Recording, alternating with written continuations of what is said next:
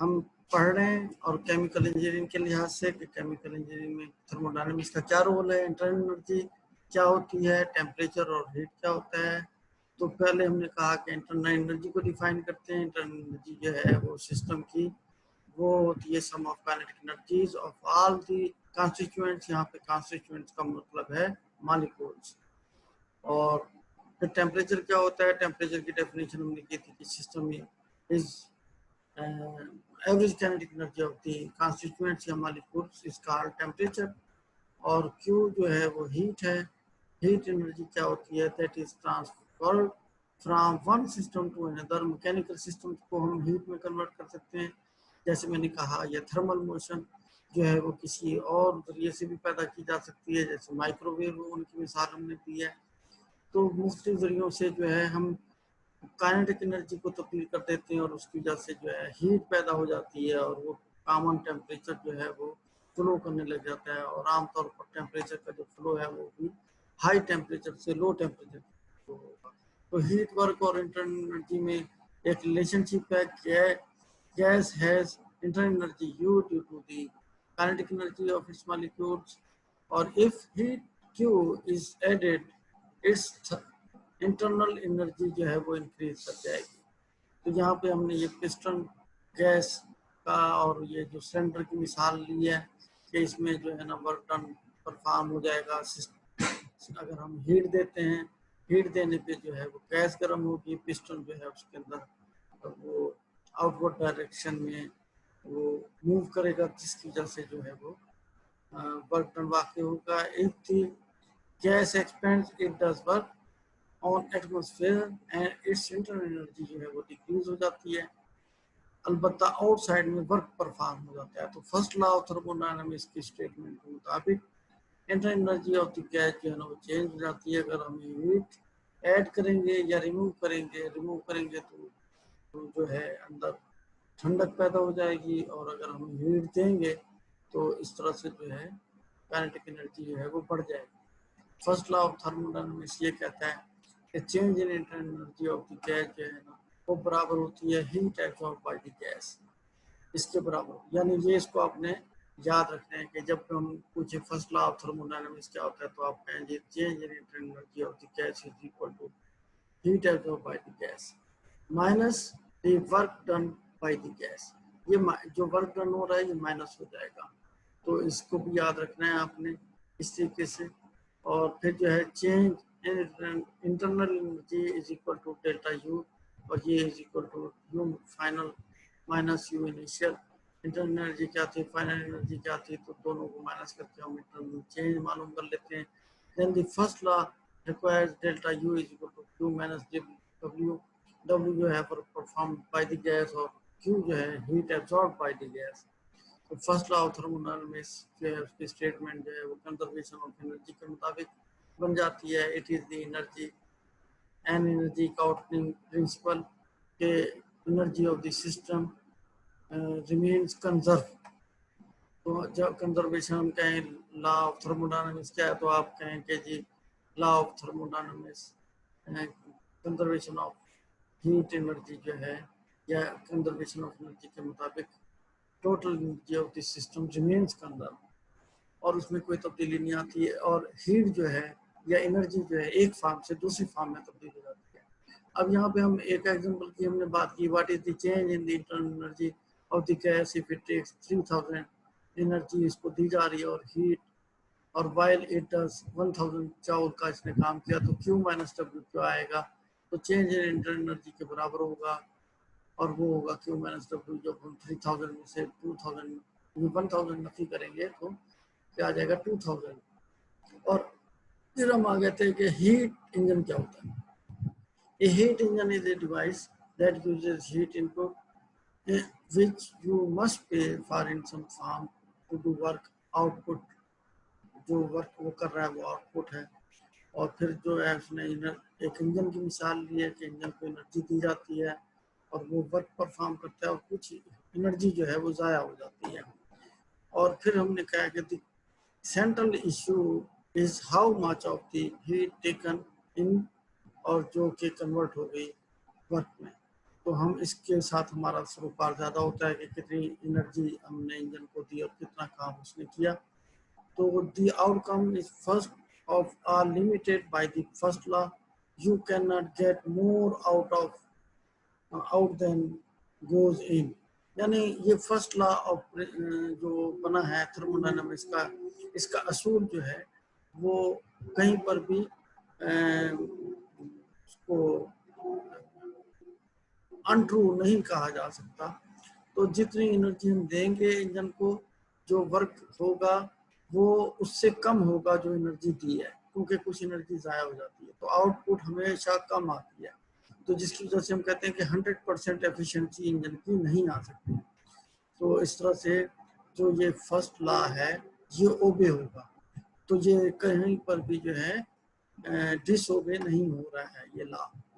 तो इस तरह से हमने फिर एक इंजन की मिसाल दी है कि इंजन जो है ना उसके लिए एक हीट सोर्स का होना ज़रूरी होता है और एक हीट सिंक का। हीट सोर्स जो है कोई ना कोई हीट हम दे रहे होंगे और फिर जो है वो इंजन काम करेगा और उसके बाद जो है कुछ एनर्जी जो है सिंक हो जाएगी और जो एनर्जी सिंक हो रही है वो लेस देन होगी, जो वर्क परफॉर्म होगा वो ज़्यादा होगा हीट सिंक से। तो इस तरह से ये जो हम काम करेंगे इसकी एफिशिएंसी भी 100% नहीं आएगी। ये इसने दिखाया कि रेसिप्रोकेटिंग मोशन से जो है उसको व्हील को घुमाया जा सकता है और इस तरह से ये रोटेटिंग व्हील जो है टरबाइन का हो सकता है, जनरेटर का हो सकता है, और इस तरह से हम हीट एनर्जी को किसी भी एनर्जी में कन्वर्ट कर सकते हैं। जनरेटर अटैच कर देंगे तो ये इलेक्ट्रिकल एनर्जी पैदा करेगा, अगर इसके साथ कोई मैकेनिकल सिस्टम लगा देते हैं तो ये मैकेनिकल कोई काम करना शुरू कर देगा। A cyclic heat engine क्या होता है? Heat engine are operated in a cycle, which means that the working substance is returned to its original state at the end of the cycle. यानी ओरिजिनल स्टेट में उसको वापस आना चाहिए, एक पूरा साइकिल जहाँ से हमने शुरू किया था वहाँ पर उसको पहुँचना चाहिए। और therefore the change in internal energy of the engine is zero. अगर change in internal energy zero है फॉर द साइकिल, ये पॉसिबिलिटी है। और the net heat into the engine वो क्या हो सकती है? तो वो हम कहते हैं कि क्यू नेट जो है वो Q in minus Q out के बराबर होगा। और फिर जब हम एनर्जी बैलेंस चेक करेंगे फर्स्ट लॉ के मुताबिक तो हम कहेंगे इंटरनल एनर्जी तो जीरो थी, तो नेट एनर्जी जो है उसमें से वर्क डन को निकाल दो और इस तरह से जो है ना वो इनपुट माइनस आउटपुट करो और माइनस डब्ल्यू कर दो, तो ये हमारे पास वर्क डन मालूम हो जाएगा इन और आउट से। तो ये इस तरह से इसने इस फार्मूले के जरिए से एक वर्क डन मालूम किया है। फिर हम कहते हैं इंजन की एफिशिएंसी कैसे मालूम की जाती है? इंजन की एफिशिएंसी जैसे मैंने बताया कि आउटपुट क्या है इनपुट क्या है उसके जरिए से मालूम की जाएगी। The engine efficiency is defined as the ratio of the work done by the engine to the heat that goes into the engine. और जो है ना इंजन एफिशिएंसी जो है ना वो बराबर है work done over heat in, तो ये W ओवर Q में IN आ जाएगा। और इस तरह से जो है ना सेल्स W work done is equal to Q in minus Q out, और इस तरह से एफिशिएंसी आएगी कि आउटपुट बटा इनपुट। ये जब हम करेंगे, जब इसको हम मल्टीप्लाई कर देंगे 100 से तो ये परसेंटेज में आ जाएगी। और Q आउट जो है वो जीरो है, the efficiency would be 100%। अगर Q out जीरो हो तब ऐसी, but this is prohibited by the second law, ये ऐसा नहीं हो सकता। तो ये प्रोहिबिटेड है बाय द सेकंड लॉ, ऐसा नहीं हो सकता कि Q आउटपुट जो है ना वो जीरो हो जाए। तो फिर जो है ना हीट इंजन एग्जांपल वो कंसीडर कर रहा है कि कौन कौन सी हो सकती है। Heat engine operating in a cycle absorbs 10,000 joules of energy from heat source से ले रहा है, परफॉर्म करता है कुछ वर्क और फिर डिस्कार्ड कर देता है 6,000 joule of heat to a cold reservoir। तो इस तरह से फिर जो है ना जब एक हॉट रिजर्वायर है तो हीट को बहने के लिए कोल्ड रिजर्वायर चाहिए, तो हीट सोर्स के लिए कोई ना कोई कोल्ड रिजर्वायर नहीं होगा तो फिर ऐसी सूरत में वर्क डन नहीं होगा। How much work is perform, what is this engine efficiency और what is the change in energy of this engine. ये सॉल्यूशन इसका नीचे दिया हुआ है कि जब हम देखते हैं कि W आउट जो है वो Q in minus Q out के बराबर होता है, तो यहाँ पे 10,000 जाउल थे फिर एक सिंक थी जो कि 6000 जाउल की थी और इस तरह से 4000 जाउल हमें मिले। तो एफिशिएंसी जो है वो W out over W Q in के बराबर होगी, तो डब्ल्यू आउट तो हो गया 4000 और क्यू इन हम दे रहे हैं 10,000, तो 0.4 यानी 40% आ जाएगी। और इस तरह से इंटरनल एनर्जी जो है वो जीरो अगर हम रखें तो change in internal energy for an engine operating in a cycle is zero. तो उसका मतलब ये शुमार किया जाएगा कि इस साइकिल के लिए जो इंटरनल एनर्जी थी वो जीरो रही, उसमें तब्दीली नहीं आई। फिर हम आ जाते हैं सेकंड लॉ पर। सेकंड लॉ क्या है? There are two statements of the second law which can be shown to be equivalent. पहली क्या है? पहली ये कैल्विन ने बयान की, it is impossible to have a heat engine that is 100% efficient. ये कैल्विन ने कहा और उसने ये बात एक्सपेरिमेंट की बात कही थी कि जो है ना ये मुमकिन ही नहीं है कि 100% कोई हम एफिशिएंट इंजन बना लें। Not all of the heat taken in by the engine can be converted into work। क्योंकि कुछ ना कुछ जो है हीट सिंक में ज़ाया हो जाएगी, कोल्ड रिजर्वायर में ज़ाया हो जाएगी। और क्लासियस एक और साइंटिस्ट है, उसने कहा in a spontaneous process heat flows from a hot to cold substance. ये उसने जो बात कही है ये उसने ऑब्जर्वेशन की बुनियाद पे कही है कि हमेशा हीट जो है वो फ्लो करती है हार्ड से कोल्ड की तरफ। तो जहाँ पर भी कोल्ड देखेगी वहाँ पे वो फ्लो कर जाएगी। तो work must be done to move heat from a cold to a hard substance.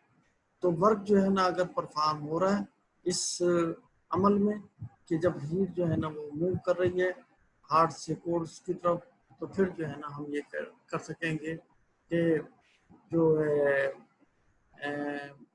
Work perform हो रहा है, वरना वर्क परफॉर्म नहीं हो सकेगा। Heat energy and work done.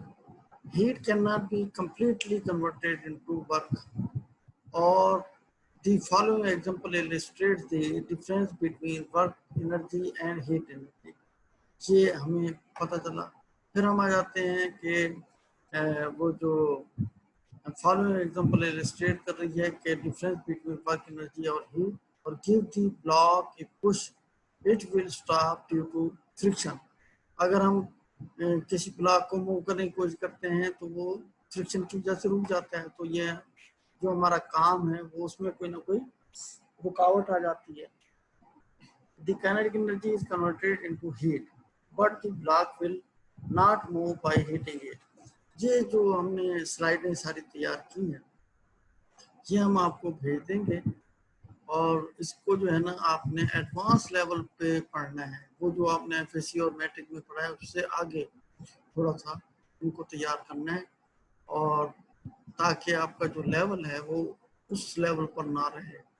और चूँकि अब एक इस तरह का सीजन आ गया कि जिसके अंदर हम ये तमाम चीज़ जो है उस तरीके से नहीं कर पा रहे। तो heat disordered energy. When an object is heated, the energy of all of its molecules is increased. Or however, the molecules do not all move in the same direction. They move about in all directions. This is what we mean by disorder or thermal energy. On the other hand, if we want the system to do work, to we want it to move in some particular direction. Work is directed energy। और refrigerator, air conditioner, ये सब इन्हीं first law और second law पे काम कर रहे हैं। हीट पंप होता है, हीट इंजन इन रिवर्स, और फिर ये कूल्ड एक सिस्टम है। तो इसमें भी हम यही कर रहे हैं कि एनर्जी दे रहे हैं, अंदर कूलिंग पैदा हो रही है रेफ्रिजरेटर के, तो उसमें इलेक्ट्रिकल एनर्जी से हम कन्वर्ट कर रहे हैं, और वो जो है उसकी एनर्जी को आउट कर रहे हैं, और चीज़ों की जो हीट है उसको बाहर निकाल देते हैं। You can make heat flow backward, यानी हीट को रिवर्स भी किया जा सकता है। ये नहीं है, पहले हम कह रहे थे कि हीट जो है ना हमेशा हार्ड से कोल्ड की तरफ फ्लो करती है, लेकिन इसमें हमने ये किया कि हीट जो है वो फ्लो कर रही है कोल्ड से हार्ड की तरफ।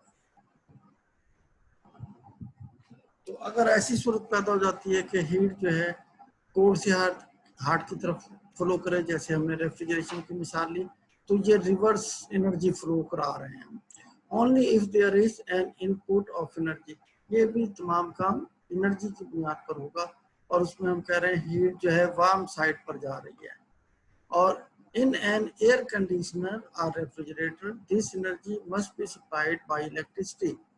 तो जो हम एक अलहदा से एनर्जी सप्लाई कर रहे हैं वो इलेक्ट्रिसिटी है, जो कि ये अमल करा रही है कि हीट को रिवर्स डायरेक्शन में फ्लो करा रही है, फॉरवर्ड डायरेक्शन में नहीं करा रही। फॉरवर्ड डायरेक्शन तो ये होती है कि हीट हमेशा हार्ट से कोर की तरफ फ्लो करती है, लेकिन हमने इसको क्या किया कि हमने इसको रिवर्स डायरेक्शन में फ्लो करा दिया।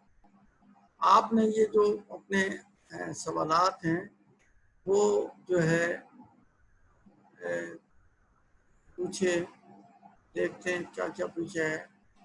How can we convert or change one energy to another, और फिर है कि ये तो मिड का सिलेबस है, और sir a device will have less और greater than 100% efficiency, is it possible. तो वो तो हमने कह दिया कि वो लेस होगी, 100% नहीं होगी। और उसके बाद जो है ना वो इन सवालों के जवाब तो मिल गए हैं कि इलेक्ट्रिकल एनर्जी को जो है हम किसी और एनर्जी में कन्वर्ट कर रहे हैं, और उसको हम जो है इलेक्ट्रिकल एनर्जी से हम कोल्ड पैदा कर रहे हैं, रिवर्स डायरेक्शन में एनर्जी फ्लो करा रहे हैं, हीट को बाहर निकाल रहे हैं। और ये तमाम चीज़ें जो हैं मैकेनिकल एनर्जी में कन्वर्ट हो सकती हैं। जैसे हमने कहा रेसिप्रोकेटिंग मोशन को हमने व्हील के मूवमेंट में इस्तेमाल किया, तो इसका मतलब है हीट एनर्जी से हम मैकेनिकल एनर्जी पैदा कर सकते हैं, और मैकेनिकल एनर्जी से हम जो है कोई और इंजन चला के इलेक्ट्रिकल एनर्जी पैदा कर सकते हैं। तो ये तमाम जो चीज़ें हैं, और ये मिड का सिलेबस जो है वो उसका ये मतलब नहीं है कि मिड का सिलेबस जो है बिल्कुल खारिज कर दिया जाएगा। हमने वो सिलेबस लिया है जो कि स्टूडेंट दोबारा से कर सकते हैं, और उसको जो है ये मिड और उसका हमने जो फाइनल है वो नहीं किया था अभी। तो जो चीज़ें हमने नहीं पढ़ी हैं वो हम फाइनल में डिस्कस कर सकते हैं। तो इसलिए जो है ना जो चीज़ें हमने पढ़ ली हैं वो मिड है, जो हमने पहले पढ़ लिया है। जो चीज़ें हमने नहीं पढ़ी उसको हम शामिल कर सकते हैं, वो सारे का सारा जो है उसको आउट नहीं किया जा सकता, क्योंकि हमने यूनिवर्सिटी को जवाब देना है, और वो सारी स्लाइडें और तमाम चीज़ें जो हैं वो जमा होनी है कि हमने जो है कौन कौन सा सिलेबस पढ़ाया है। तो इसलिए जो है ना इसको मान में नहीं रहना चाहिए, तो कि वो जो है ना बिल्कुल वो जो एक्सक्लूड हो गया है वो एक्सक्लूड हो गया, बल्कि वो चीज़ एक्सक्लूड हो गया जो हमने पढ़ ली है। जो चीज़ हमने नहीं पढ़ी उसको हम पढ़ेंगे। The electrical energy is used to run a motor in the compressor। तो कंप्रेसर में वो मैकेनिकल एनर्जी, जब वो मूव कर रहा है कंप्रेसर, तो इसका मतलब है मैकेनिकल एनर्जी पैदा हो रही है। तो इलेक्ट्रिकल एनर्जी को मैकेनिकल एनर्जी में, मैकेनिकल एनर्जी को हीट एनर्जी में, हीट एनर्जी को किसी और एनर्जी में तब्दील किया जा सकता है, ट्रांसफर किया जा सकता है। तो इसीलिए हम कहते हैं कि कायनात में एनर्जी जो है ना वो कंजर्व है, एक फॉर्म से दूसरी फॉर्म में तब्दील होती रहती है। और फिर जो है आर्डर टू डिसऑर्डर, आर्डर जो है और वो डिसऑर्डर जो है वो क्या चीज़ है। All naturally occurring process go in the direction from order to disorder. तो जितने भी, और जैसे आइस है वो आर्डर फॉर्म में होती है, जब उसको हम रखते हैं तो वो पिघलना शुरू हो जाती है। It never gets colder and the water gets warmer, और इस तरह से नहीं होता। तो हमेशा जब भी हम आर्डर में कोई चीज़ रखते हैं वो डिसऑर्डर होना शुरू हो जाती है। तो कायनात में ये एक प्रोसेस हो रहा है, और वो जब से कायनात बनी है जब से इसी तरह से हो रहा है। इसको आगे जाके ये एंट्रोपी कहेगा कि एंट्रोपी जो है यूनिवर्स की तब्दील हो रही है। As the solid state of H2O is more ordered than water, the liquid state. और फिर जो है solid, all the molecules are lined up in a regular ordered fashion या array. There is less order in the liquid state and even less in the gaseous state। Gas में तो molecule इधर से उधर मूव करते रहते हैं। When salt is put in water, it dissociates। crystals of salt never spontaneously form in a salt water solution. तो इसका मतलब है यूनिट जो एंट्रोपी है वो इंक्रीज हो रही है. Ice always melts in water. When ice is placed in a cup of water, it always melts. The water gets colder. The first law of thermodynamics does not prohibit the ice from getting colder and the water getting warmer. The first law only requires that energy is conserved. Heat lost by ice is equal to heat gained by the water. तो एक जगह से वो loss हो रही है तो दूसरी जगह वो एनर्जी गेन हो रही है, तो वो उस सिस्टम में कंजर्व है इनपुट और आउटपुट की सूरत में. तो सेकंड लॉ स्पेसिफाई करता है कि direction in which spontaneous process was happening या प्रोसीडिंग हार्ड से कोड की तरफ, तो वो जो है नेचुरली होता रहेगा. ऑर्डर और डिसऑर्डर में एक और बात है कि गैस के मॉलिक्यूल एक्सपेंड कर जाते हैं टू फिल ए वॉल्यूम, और जितनी कम गैस रखो या ज़्यादा गैस रखो वो सारे का सारा जो उसका बर्तन है या जो उसकी वेसल है वो भर जाएगी उस गैस से. तो जब हम ज़्यादा और गैस डालेंगे तो वो और गैस आ जाएगी उसके अंदर. तो जो डिसऑर्डर का मतलब ये है कि वो ये नहीं है कि एक जगह पर बैठ के जम के बैठ जाएंगे मॉलिक्यूल, बल्कि वो सारी जगह फैल जाएंगे और वो डिसऑर्डर हो जाएंगे. और ऐसा नहीं हो सकता जैसे उसमें शक्ल में दिखाया है कि गैस के मॉलिक्यूल सिर्फ निचले वाले हिस्से में रहें, बल्कि वो सब जगह फैल जाएंगे. Under normal condition, there are several times 10 to the power 23 molecules in a box. The change that all of these are moving to the left at the same time is 0. तो यहाँ पर जो है ना हम दोबारा से स्टार्ट करेंगे और हम चाहेंगे कि ये जो तमाम चीज़ें हैं आपको थर्मोडायनामिक्स की दोहरा के रखें, ताकि जब इसकी कोई और इक्वेशनें आए तो फिर जो है आप उसको ग्रैस्प कर सकें. वो नॉलेज जो है जो हम देना चाह रहे हैं वो चूँकि आपके केमिकल इंजीनियरिंग का और उन तमाम चीज़ों का हिस्सा है, तो वो जो है